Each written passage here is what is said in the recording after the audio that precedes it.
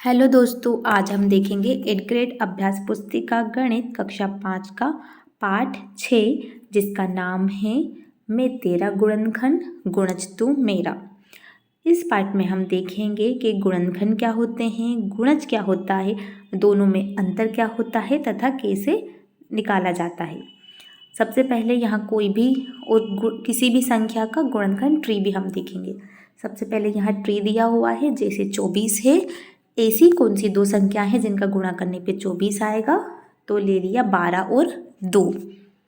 फिर ऐसी दो संख्या जिसका गुणा करने पे 12 आएगा तो 6 और 2। फिर ऐसी दो संख्या जिनका गुणा करने पे 6 आएगा तो 3 और 2। इस प्रकार गुणनखंड ट्री हम तैयार कर लेते हैं। यहाँ इन्हें लिखने के तरीके बताना है हमें अलग, जैसे एक तो हम जोड़ करके लिख सकते हैं और एक गुणा करके लिख सकते हैं। इसे भी इसी प्रकार हम लिख सकते हैं, जैसे 3 + 3 + 3 + 3, या और किस तरह से लिख सकते हैं 3 × 4, क्योंकि इस तरफ 3 है तथा इस तरफ 4 है। यहाँ भी या तो इसे लिख सकते हैं 2 + 2 + 2 + 2, या इसे हम और कैसे लिख सकते हैं 2 × 4। अब हम प्रश्न देखेंगे। प्रश्न 1, 12 एवं 18 के दो साझा गुणनखंड हैं। उत्तर होगा सी 3 और 6। प्रश्न 2 है 15 एवं 25 का सबसे छोटा साझा गुणज हमें बताना है। तो 15 एवं 25 का हम लघुत्तम समापतक निकाल लेंगे, जिससे सबसे छोटा गुणज आ जाता है। उत्तर होगा डी 75। गुणनखंड और गुणज निकालना भी हम आगे के प्रश्नों में बताएंगे। 24 एवं 36 का सबसे बड़ा साझा गुणनखंड है। यहाँ हमें 24 का गुणनखंड निकाल लेना है, 36 का निकालेंगे तथा दोनों में जो साझा होगा, कॉमन होगा, वही उत्तर होगा। उत्तर होगा 12। यहाँ पर आप एक पर ऐसा कर सकते हैं। 6 एवं 9 के प्रथम दो साझा गुणज बताने हैं। 6 एवं 9 के क्या होंगे, आंसर होगा डी 18 और 36। 3 एवं 5 का सबसे बड़ा साझा गुणनखंड हमें बताना है, तो वो होगा 1। उत्तर होगा बी। इसके बाद है प्रश्न 6, संख्या 4 के प्रथम 5 गुणज लिखिए। गुणज क्या होते हैं, ऐसे नंबर जो किसी संख्या से पूरी तरह चले जाएं।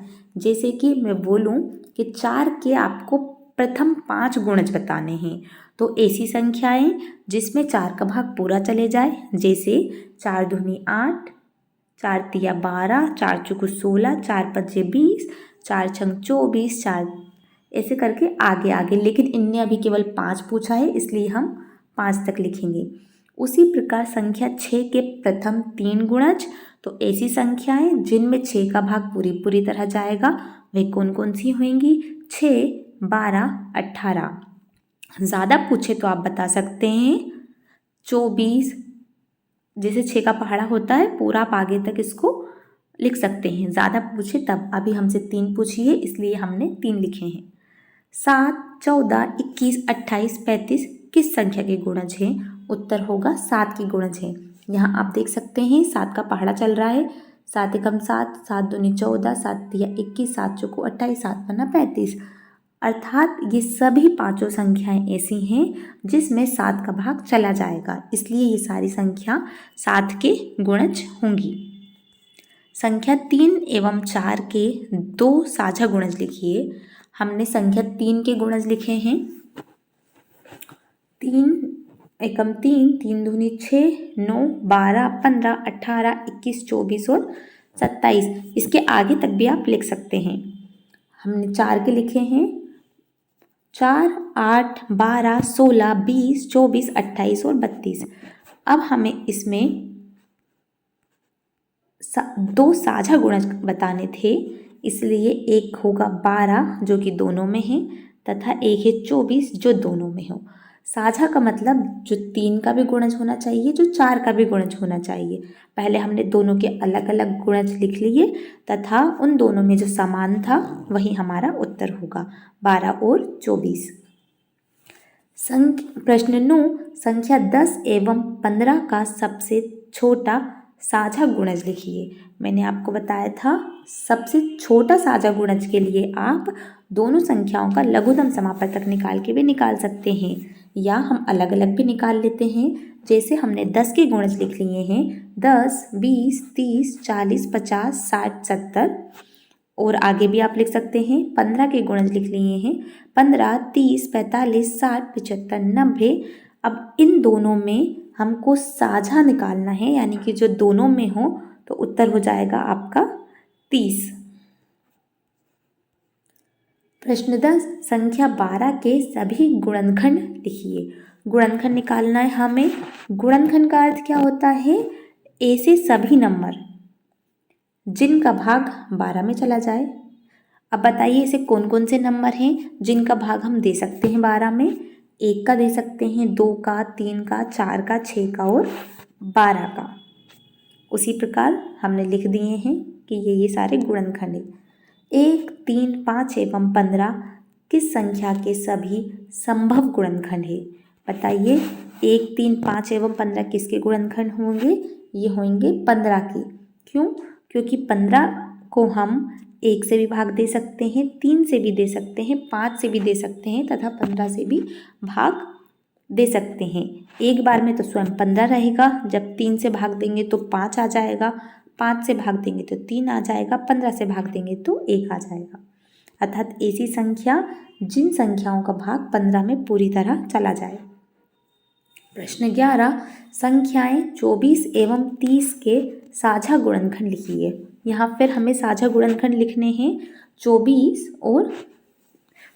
के गुणनखंड लिख लिए हमने तथा 30 के गुणनखंड लिख लिए। 24 के गुणनखंड क्या क्या होंगे? फिर वही संख्याएं जिन संख्याओं का भाग 24 में पूरी तरह चले जाए। बताइए, शुरू से देखना शुरू करते हैं। 2, 3, 4, 6, 8 तथा 12। 12 के बाद 13 का तो भाग जाएगा नहीं 24 में, इसलिए हम आगे नहीं लेंगे। फिर 30 के गुणनखंड 2, 3, 5, 6, 10। इसके आगे 15 भी आप लिख सकते हैं, किंतु वो साझा तो होगा नहीं। अब हमें यहाँ पर साझा गुणनखंड बताने हैं, जो कि 2 हो जाएगा और 6 हो जाएगा। उत्तर हो जाएगा 2 और 6। संख्या 30 एवं 45 का सबसे बड़ा साझा गुणनखंड लिखिए। हमने सबसे पहले 30 के गुणनखंड लिख लिए हैं। 1, 2, 3, 5, 6, 10, 15 और 30 तथा 45 के गुणनखंड लिख लिए हैं। 1, 3, 5, 9, 15 और 45। अब साझा बताना है। साझा का मतलब जो दोनों में आता हो, तो उत्तर क्या हो जाएगा? 15। 30 व 45 के साझा गुणनखंड हैं 15। संख्या 12, 24, 36 का सबसे बड़ा साझा गुणनखंड लिखिए। हमें साझा गुणनखंड लिखना है तीनों का। सबसे पहले हमने 12 के गुणनखंड निकाले हैं कि क्या क्या होंगे। फिर वही संख्याएं लिखनी है जिन संख्याओं से हम 12 में भाग दे सकते हैं, जैसे 1, 2, 3, 4, 6 और 12।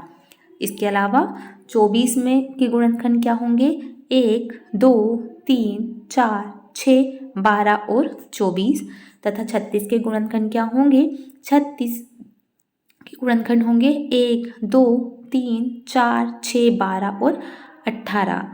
फिर हमें तीनों में सबसे बड़ा और साझा गुणनखंड बताना है, जो कि क्या होगा यहाँ पर? 12, क्योंकि 12 ही ऐसा नंबर है जो तीनों में है। अतः 12, 24, 36 का साझा गुणनखंड क्या हो जाएगा? 12। प्रश्न 14, संख्या 36 का गुणनखंड पेड़ कितने तरीकों से बना सकते हैं? उनमें से 3 को नीचे बनाइए। यहाँ पर हमने 1 बनाया है। आप किसी भी प्रकार से और भी गुणनखंड पेड़ ट्री बना सकते हैं, ये मैं आपको समझा चुकी हूँ। जैसे हम सबसे पहले हमने ले लिया 36। अब ऐसे कौन से दो नंबर हैं जिनका गुणा करने पे 36 आएगा? 36 और 1, या फिर 18 दूनी 36। इसके बाद ऐसे कौन से दो नंबर हैं जिनका गुणा करने पे 36 आएगा? तो 9 और 4। ऐसे कौन से दो नंबर हैं जिनका गुणा करने पे 4 आएगा? तो 2 और 2। तथा ऐसे कौन से दो नंबर हैं जिनका गुणा करने पे 9 आएगा? तो 3 और 3। इसी प्रकार 2 और 9 का गुणा करने पे 18 आएगा तथा यहाँ पर इस प्रकार गुणनखंड पेड़ बन के तैयार हो जाएगा।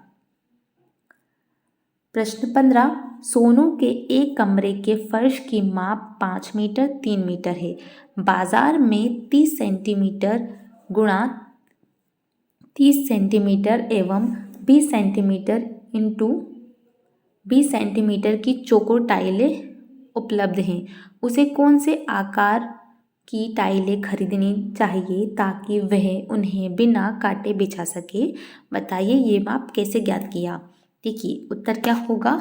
30 गुणा 30 सेंटीमीटर आकार की टाइलें खरीदनी चाहिए। क्यों? क्योंकि कमरे का माप कितना है? कमरे के फर्श की माप कितनी है? 5 और 3 मतलब 15 का 15 मीटर का कमरा होगा तथा बाजार में 30 की भी है और 20 गुणा 20 की भी है, तो सही कौन सी रहेगी?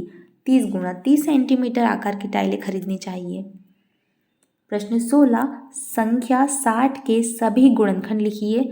फिर हमें ऐसे सारे नंबर लिखने हैं जिनका भाग 60 में चला जाए। बताइए कौन कौन से होंगे? इस प्रकार आप ले सकते हैं, जैसे इस तरह से गुणनखंड निकाले जाते हैं। जैसे 60 लिखने के बाद 2 से भाग देते हैं तो 2 तिया 6, फिर 2 से देते हैं तो 15, फिर 2 से देंगे भाग तो आएगा 5, 5 से 5। अब गुणनखंड हमें लिखना है तो कैसे लिखते हैं? सबसे पहले लिख लेंगे 2, फिर 3, फिर 5 और 4 भी होगा, 1 और 5 होगा। इस प्रकार हमने 60 के सभी गुणनखंड लिख लेंगे। यहाँ से ऐसे लिख सकते हैं जैसे 2, फिर 2 दूनी 4 हो गया, 6 भी हो सकता है, 5 दूनी 10 भी हो सकता है। इस प्रकार इन संख्याओं को गुणा करके लिख लेते हैं।